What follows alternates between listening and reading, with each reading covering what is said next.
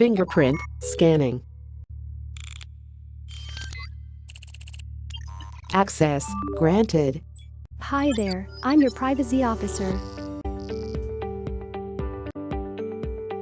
Today, I'll be giving you an orientation about data privacy. I'm going to discuss what the law is all about and how it will affect you as employees at the Medical City. Nowadays, we have been receiving messages from random people in various platforms. Why? According to research, out of 105 million total population, 67 million are active internet and social media users. In every application that we are currently using, it is a requirement to provide our basic information such as name, sex, mobile number, email address and sometimes even our preferences before we can successfully use the application. Data is often described as the oil of 21st century, with personal data about people being central to many business processes. The accessibility of information generates exciting opportunities to influence new clients, to provide existing customers with efficient and higher quality services, and to improve and integrate organizational knowledge. But the possibilities created from information comes with a price.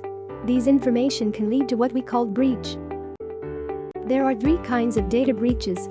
Confidentiality breach, it is the result from unauthorized disclosure of or access to personal data.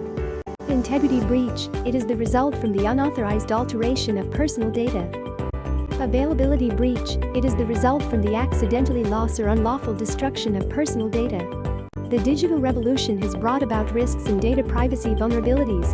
Protecting valuable information poses an increasingly difficult challenge in light of ever-changing cyber threats.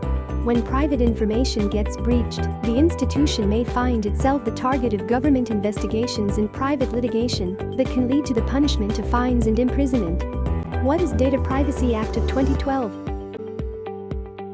Data Privacy Act of 2012 is also known as the Republic Act 10173. It was enacted in 2012, wherein it also established the National Privacy Commission. Its implementing rules and regulations was put in effect on 2016, mandating all companies to comply. Its implementation rules and regulation of 2016, which aims to safeguard the fundamental human right to privacy while ensuring free flow of information for innovation, growth, and national development. There are three purposes of Data Privacy Act of 2012. To protect the privacy of individuals while ensuring free flow of information to promote innovation and growth. To regulate the processing of personal information. To ensure Philippine compliance with international standards with the help of National Privacy Commission. Data Privacy Act of 2012 is not meant to curtail business. Not meant to control data processing practices. Not meant to impede advances in technology. And not meant to retard free flow of information. After the release of implementing rules and regulations in 2016, all companies were given 1 year to register and ensure compliance with the law. After registration, the Medical City created Data Privacy Management Department, whose primary goal is to protect personal data, safeguard adherence to data privacy principles, and uphold the rights of people from whom personal data have been collected. To help better understand the law, let us discuss some basic concepts. Personal Information Controller, or also known as PIC, refers to a person or organization who controls the processing of personal data. In our case, this is the Medical City. Data Subject, it refers to an individual whose personal information is processed. Data Subject can be our patients or it can be us. Why? Because we also submit our information to our Human Resource Department to process our application. Processing, it refers to operation performed upon collection of personal information to the data subjects. There are two types of information, personal information and sensitive personal information.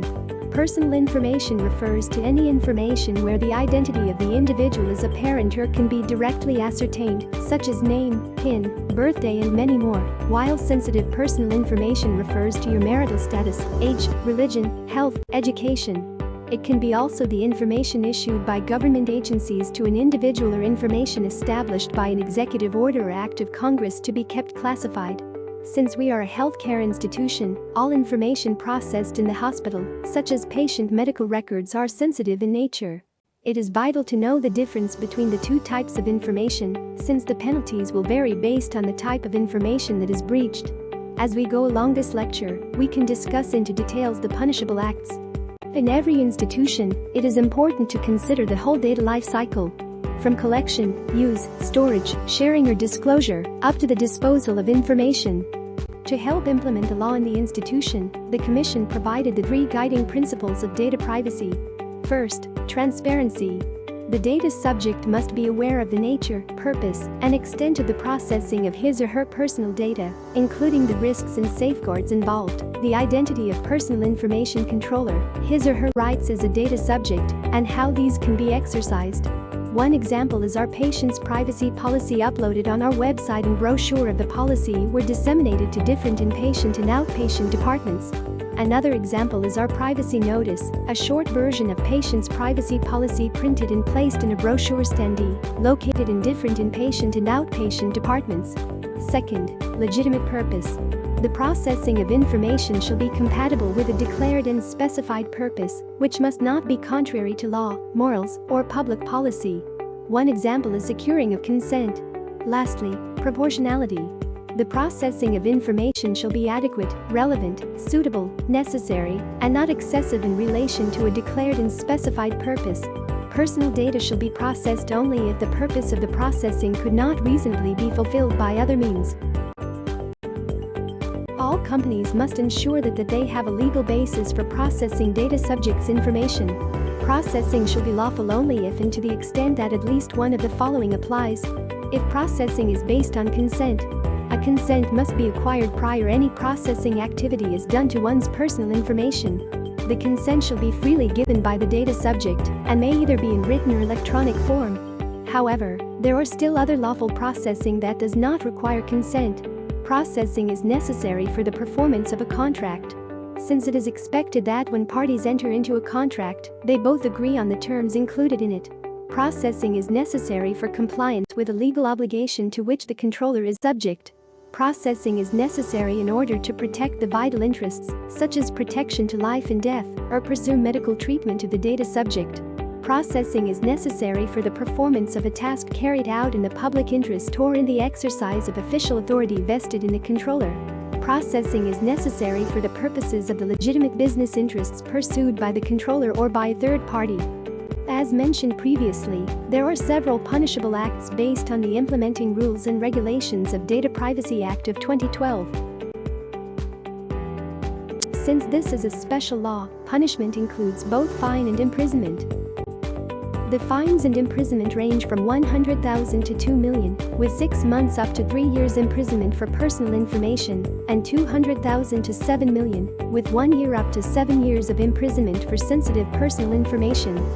Punishable acts includes unauthorized processing or processing information beyond declared purpose or without consent, negligent access and improper disposal, processing for unauthorized purpose or access or intentional breach, concealment of breach, malicious or unauthorized disclosure.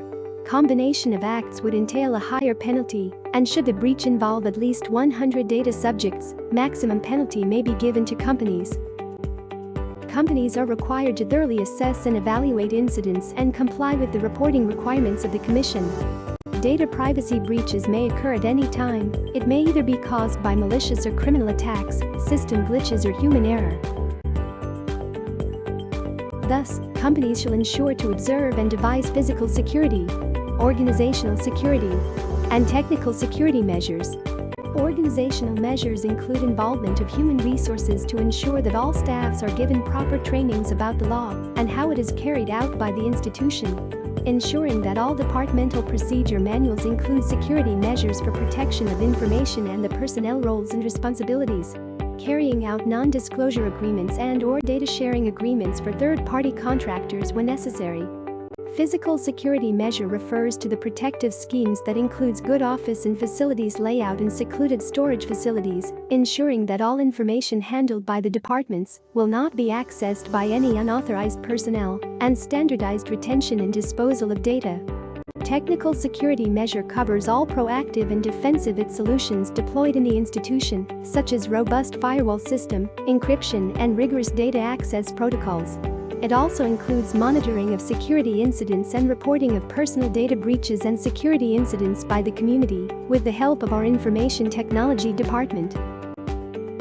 All identified personal data breaches and security incidents must be reported to the National Privacy Commission within 72 hours of knowledge or reasonable belief of breach. However, TMC requires that suspected or actual personal data breach or security incident shall be reported to Data Privacy Management Department within 24 hours. Reports may be done personally, via phone call or via email. Data Privacy Management Department is composed of TMC's Data Protection Officer and 2 privacy professionals. Feel free to approach them for any data privacy-related inquiries or concerns that you may have. In order to comply with the law and explain it to our patients, let's get to know your data privacy rights. Right to be informed. It is knowing what information is being collected, why and how it is being processed. It is important to secure consent prior collecting any information. Right to reasonable access is giving reasonable access to data subjects on the contents and sources of personal data, manner and reason for it being processed or the information of the personal information controller. Right to object and the right to rectify. Should the data subject find that their information be outdated or incorrect, they can object and have it rectified, provided that they follow the institution's guidelines on rectification of information. Right to erasure or blocking or the right to be forgotten. This right applies if the personal data outdated, false or unlawfully obtained and processed, used for unauthorized purpose or the data subject withdraws consent to the processing of his personal data, and if the personal information controller or processor violated the rights of the data subject. Right to file a complaint and right to damages. Data subject shall be indemnified for any damages sustained due to inaccurate, incomplete, outdated, false, unlawfully obtained or unauthorized use of personal data, taking into account any violation of his or her rights and freedom as a data subject. Right to data portability. It is the right to obtain from the PIC a copy of personal data in an electronic structured format that is commonly used, allows further use by the data subject. Requests and its approval will still follow policies set by the institution. This is the end of my presentation. Hope you learned a lot about data privacy. Again, I'm your privacy officer. Signing off. Goodbye.